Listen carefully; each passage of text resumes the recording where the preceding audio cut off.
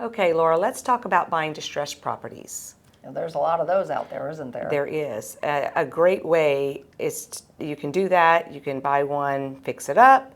You can rent it out. You can flip it. There's so many things you can do when you buy a distressed property. Exactly. And I would say in regards to the flipping, a lot of investors like to do that. Just keep in mind that if you're doing it within 90 days, there's limitation on the financing that your buyers can get. Right. A lot of people don't think about that. Yeah. So that's a big pitfall for flipping. Right. But buy and hold. Buy and hold is great for investing in real estate right now. And even if it's your personal residence, if it's your first time, you can get a good deal on something that needs some work. When you see property out there right now, just real time, what kind of distressed property are you seeing? Like, what does it need to be done? I am seeing the full spectrum. There are some that just needs paint and carpet, and then there are some that just need a total renovation of the whole house. Okay. And then there's some that maybe the middle level has been done, but maybe not the basement and the bedrooms, So it's kind of all over the place. Okay. But investors are going to be the ones that are going to pick up those really, really bad ones, Right. But so there's a lot of opportunity still for just a first-time buyer, a second-time, And if you want that to be an investment property, let's say you own a home that you really like, that's a good one to look at. Something that needs some renovations, but don't get in over your head. Exactly. And when we do a regular loan versus a renovation loan or rehab loan, the appraiser really determines, whether or not it meets the standards of the loan.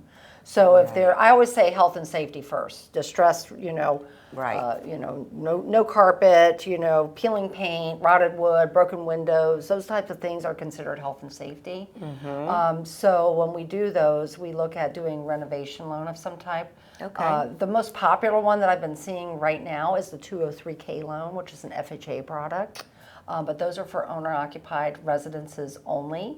If you're an investor, which is what we're talking about today, right. Our company, as well as many others, offer a conventional product that's very similar. Okay. And it's almost like a mini construction loan. So they give you like the first straw to buy the house, mm-hmm. and you put your down payment down at that point. And then after that, then there's draws along the way for all of the different.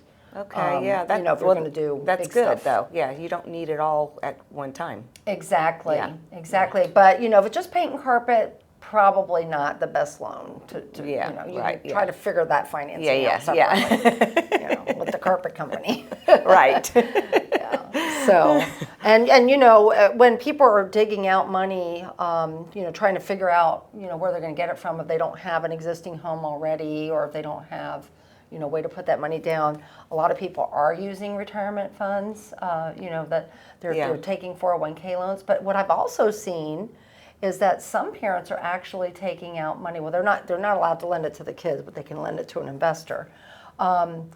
Taking out their retirement funds and lending it as though they're the lender. Oh. And that's a new thing that I've been seeing a little rash of lately. Maybe they're willing to lend to higher risk categories, so if you want to become an investor in a pool mm-hmm. of people, pull some things together. This is a great way if you know somebody that's got a good retirement account and they don't like what they're earning on it. So they're kind of like a hard money lender. Exactly. That's what hard money lenders have been doing in the industry for years. So yeah, people are just getting smart. Exactly. They're getting smart. And, of course, that doesn't involve me. So I'm going to not have a part in it because it might involve me. It might not. It will likely involve you. Sometimes those people, they find those deals on their own, though. If they're truly, investors or whatever, they don't necessarily need a realtor. But I do represent some investors, so some of them still do.